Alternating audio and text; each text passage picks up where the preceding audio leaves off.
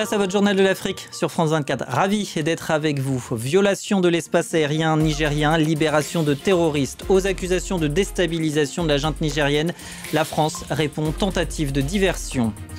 Accusations qui interviennent alors que la CEDEAO se réunit à nouveau ce jeudi. Le dialogue est privilégié, mais l'intervention militaire n'est pas exclue.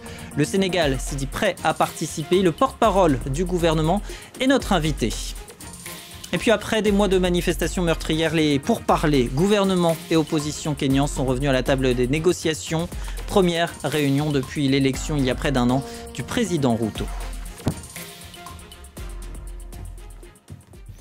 La France réfute avoir violé l'espace aérien du Niger et libéré des terroristes, ce dont l'accuse la junte au pouvoir.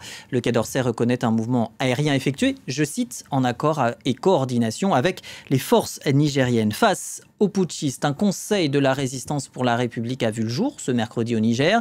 Le but, rétablir le président déchu Mohamed Bazoum. À la manœuvre, l'ancien rebelle touareg Rissa Agboula, un nom bien connu dans le pays et la région. La correspondance de Serge Daniel. Oui, Rissa Agboula est un personnage connu au Niger, c'est un ex-rebelle, un chef de la rébellion, un ancien rebelle touareg à l'époque. Il vient de créer le Conseil de résistance de la République, le CRR.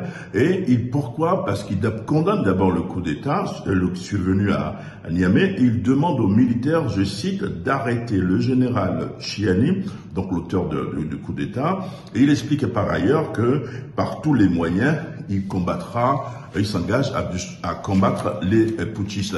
Alors Rissa Agboula est connu, il est né, c'est un natif de la vallée du Talek, c'est une région minière au Niger.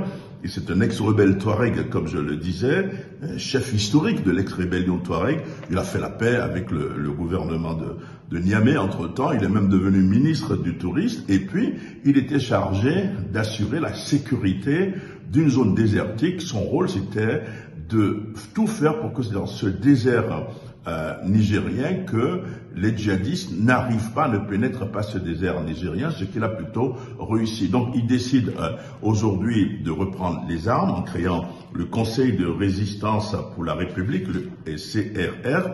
Alors les observateurs disent, attention, il est toujours influent dans le Sahel, mais il faut encore attendre pour qu'il explique davantage quelles sont ses intentions. Et alors qu'un sommet extraordinaire de la CEDEAO consacré évidemment à la crise au Niger est prévu jeudi à Abuja, au Nigeria donc, 2 émissaires du président de l'institution régionale Bola Tinubu se sont rendus à Niamey. Aucune information n'a filtré de cette rencontre. Je vous rappelle que les putschistes ont refusé mardi d'accueillir une délégation conjointe CEDEAO-Union africaine. Alors si la CEDEAO intervenait militairement, le Sénégal a fait savoir qu'il enverrait un contingent, une participation annoncée la semaine dernière par la chef de la diplomatie. Mais du côté de la population, l'hypothèse ne fait pas consensus. Reportage à Dakar de nos correspondants Aminatou Diallo et Elimanda. À Dakar, la situation au Niger est suivie avec beaucoup d'attention. Au plateau, le cœur administratif de la capitale, les avis semblent tranchés sur une possible intervention militaire de la CEDEAO. Alors je ne pense pas que la solution militaire soit la bonne. La solution doit venir pacifiquement en essayant sûrement de discuter avec les putschistes pour voir ce qu'ils peuvent faire à leur niveau pour organiser démocratiquement des élections. Laissons cette histoire d'intervention militaire parce que si c'est une intervention téléguidée ou commandée, vraiment, je ne parle pas de ma génération, mais cette nouvelle génération ne va pas l'accepter. Il y a une semaine, face à la presse, la ministre sénégalaise des Affaires étrangères, Aïssata Tall Sall, était sans équivoque. Selon elle, si la CEDEAO décidait d'intervenir au Niger, les djambars, les soldats sénégalais seront de la partie. Le Sénégal, l'un des rares pays ouest-africains à n'avoir jamais connu de coup d'État, veut que l'accession au pouvoir par les urnes soit la norme dans l'espace communautaire. Pour ce spécialiste de la région, une intervention militaire pourrait faire imploser la CEDEAO. Il y a une dissidence, il y a une discordance, il y a une dissonance des voix au sein de la CEDEAO. Ça porte préjudice non seulement à la pertinence de la CEDEAO, mais surtout à la légitimité même de ces... Pourquoi? Parce que je dis, ce ne sont pas les États de la CEDEAO qui agissent de façon libre. Il y a ce qu'on pourrait appeler une forme de guerre par procuration entre la Russie, si vous voulez, et la France dans l'espace CEDEAO. Et c'est désolant pour la CEDEAO. Des voix se sont également levées dans l'opposition pour que la participation des soldats sénégalais à une potentielle intervention au Niger soit d'abord débattue à l'Assemblée nationale. À mes côtés, Abdou Karim Fofana, bonjour. Bonjour. Vous êtes porte-parole du gouvernement sénégalais, également ministre du Commerce, de la Consommation et des PME. Merci beaucoup d'avoir accepté l'invitation du Journal de l'Afrique ce soir. Est-ce que, comme le demandent certaines voix de l'opposition, on l'a entendu dans ces réactions recueillies par Elie Manda, l'envoi d'un contingent sénégalais sous l'égide de la CEDEAO doit passer par l'Assemblée nationale? Alors, tout d'abord, vous connaissez les réglementations des États. Il faut toujours que ces questions soient discutées. Mais le principe, c'est que le Sénégal est attaché aux valeurs démocratiques. Nous sommes le seul pays à n'avoir jamais connu de coup d'État dans la sous-région. Nous croyons aux valeurs démocratiques, au débat politique et à la magie des bulletins d'électeurs, c'est-à-dire des urnes. Nous ne pouvons pas cautionner ce mouvement contre-démocratique qui ne veut plus d'élections, qui, vous voyez le cas du Niger, un président élu il n'y a même pas 2 ans, et que par les armes, on veut substituer les bulletins électoraux. Donc aujourd'hui, le plus important, c'est que le Sénégal s'aligne carrément sur la décision de la CEDEAO, quelle que soit cette décision. L'autre chose, c'est qu'il y a demain un sommet des chefs d'État. Attendons ce sommet. Justement, vous évoquiez le fait que le Sénégal est très attaché à la démocratie. Le Sénégal a longtemps été considéré comme un exemple de démocratie en Afrique de l'Ouest. Est-ce que ces coups d'État vous inquiètent? Est-ce que vous craignez que ça déstabilise le Sénégal? Non, mais tout d'abord, le Sénégal est en train d'assumer sa part de travail. Tous ces mouvements antidémocratiques qui commencent à pulluler dans le monde, vous le voyez même en France, avec tous ces mouvements politiques qui sont dissous parce que ne respectant pas ses obligations vis-à-vis de la Constitution, de la cohésion nationale. Mais ce qu'il faut savoir, c'est que l'espace ouest-africain est un espace commun, partagé par beaucoup de pays. Et nous souhaitons, nous, Sénégal, que le débat politique soit libre, que le débat soit pluriel, mais aussi que, comme l'a dit tout à l'heure votre reporter, que les bulletins, les urnes soient le seul moyen d'accéder au pouvoir et pas les armes. Mais alors, en ayant dissous le parti d'Ousmane Sonko, l'opposant sénégalais, est-ce que ça ne va pas à l'encontre de ce que vous dites à l'instant? Est-ce que ce n'est pas un message qui va à l'encontre, un mauvais signal envoyé à la démocratie, justement? Non, parce que dans une démocratie, un parti politique ne peut pas demander à l'armée de faire un coup d'État. Dans une démocratie, un dirigeant d'un parti politique ne peut pas appeler à déloger le président de la République. Dans une démocratie, on ne peut pas appeler les jeunes à se préparer, à s'entraîner, à être armés et à faire face aux forces de défense et de sécurité, à donner leur vie en l'assimilant à un djihad, comme on le dit dans l'islam. Ça, c'est pas de la démocratie. Et tous ces appels à l'insurrection ont fini par quoi? Par créer de la violence, des pertes en vies humaines, des pertes de biens matériels, des biens publics et privés. Donc face à cela, il y a quand même une nécessité d'une prise de conscience et d'une action de l'État. Lorsque vous sortez du champ républicain ou du champ démocratique, vous méritez la dissolution parce que la démocratie a des normes. Ça ne veut pas dire anarchie. Vous avez des nouvelles d'Ousmane Sonko qui est en grève de la faim depuis on a des nouvelles comme chacun en a. Ousmane Sonko, dernièrement, j'ai entendu ses avocats parler d'insuffisance rénale, de questions médicales. Vous savez, avec Ousmane Sonko, on sait qu'il a une relation trouble avec la vérité parce qu'il y a quelques années, il nous avait dit qu'il avait un mal de dos. C'est ce qu'il a mené dans un salon de massage saugrenu et qui a créé beaucoup de dégâts dans la société sénégalaise.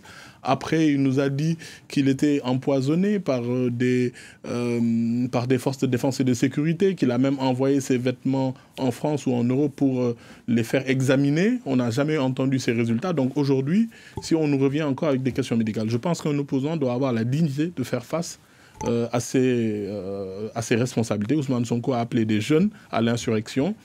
Il y a eu des morts d'hommes. La semaine dernière à Dakar, il y a eu un attentat sur un bus. 2 jeunes filles de 7 ans et de 21 ans ont perdu leur vie. Donc, quand il y a un mouvement politique d'une part et un homme politique qui font des appels incessants à l'insurrection et qui ont causé ces morts, il faut avoir la dignité de faire face à ses responsabilités, face à la justice. Alors, la réalité est tout de même qu'Ousmane Sonko fait une grève de la faim depuis son interpellation depuis 10 jours et il peut en effet être réel que ses conditions de santé soient dégradées. Moi, je vous donne mon avis. Bien sûr. Alors, après, les médecins apprécieront. On a eu des opposants ou des hommes politiques qui ont eu affaire avec la justice. Karim Wade, Khalifa Sall, ils ont été dignes. Ils sont à nouveau éligibles, d'ailleurs. D'accord, oui, c'est une bonne nouvelle pour la démocratie. Mais ils ont été dignes dans leur posture. Mais aujourd'hui, la posture d'Ousmane Sonko est désolante parce qu'il n'assume n'assume pas ses faits, comme son avocat Juan Blanco, il n'assume pas ses faits, ses appels à l'insurrection. Je trouve que quand on veut appeler à la révolte, appeler à l'insurrection et après essayer de trouver des subterfuges pour se cacher derrière des bulletins médicaux, des certificats médicaux, c'est la manière la plus ignoble de faire de la politique. Alors, Macky Sall a annoncé qu'il ne briguerait pas de troisième mandat. On en est où de la désignation d'un candidat pour Bébé Grec? Vous parliez tout à l'heure de dialogue. Oui. Nous sommes un parti de dialogue. Donc, on est en train de continuer le dialogue parce que la volonté de Benno Bokk Yakaar et de son président Macky Sall, c'est de trouver un consensus. Unis, on est fort, on passerait au premier tour. Désunis, on ne sait pas ce qui arrivera. Donc, le président est en train de consulter, de voir, d'appeler les gens à la raison pour trouver le meilleur candidat et nous permettre de continuer ce plan Sénégal émergent qui a donné tant de bons résultats pour l'économie et la société sénégalaise. Vous êtes fixé une date pour donner un candidat? Vous savez, le 28 août, c'est le début des parrainages. Donc, on a jusqu'au 27 août à minuit. D'accord. Un mois, donc un peu moins d'un mois. Merci Abdou Karim Fofana, porte-parole du gouvernement sénégalais, d'être intervenu dans le Journal de l'Afrique ce soir. Au Kenya, l'espoir de sortir de l'impasse politique un an après la présidentielle, gouvernement et opposition sont assis à la même table.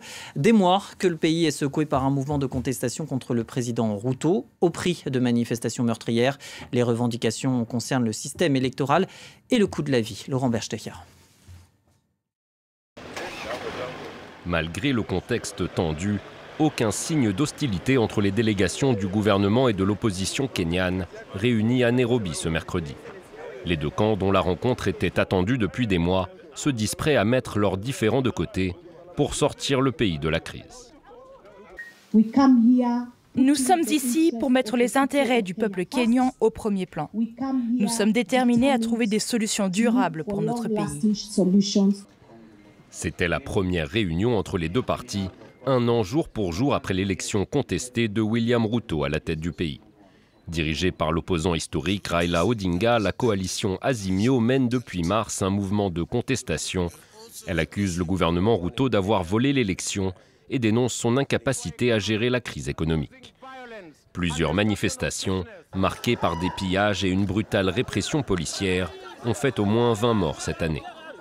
Cette réunion suscite donc de nombreux espoirs, même si le gouvernement a d'ores et déjà exclu toute discussion sur la situation économique, première revendication de l'opposition. De son côté, la coalition Azimio assure ne pas chercher à renforcer sa position politique. Nous ne négocierons, et c'est important pour nous, aucune forme de partage du pouvoir avec le gouvernement. Nous ne mettrons aucun intérêt personnel avant l'intérêt du peuple. À l'issue de la réunion, les deux camps se sont mis d'accord pour se réunir de nouveau lundi prochain. Mais le temps presse. Le week-end dernier, Raila Odinga menaçait de redescendre dans la rue si ses demandes n'étaient pas satisfaites d'ici 30 jours. Merci de votre fidélité. L'aventure africaine continue sur France24.com.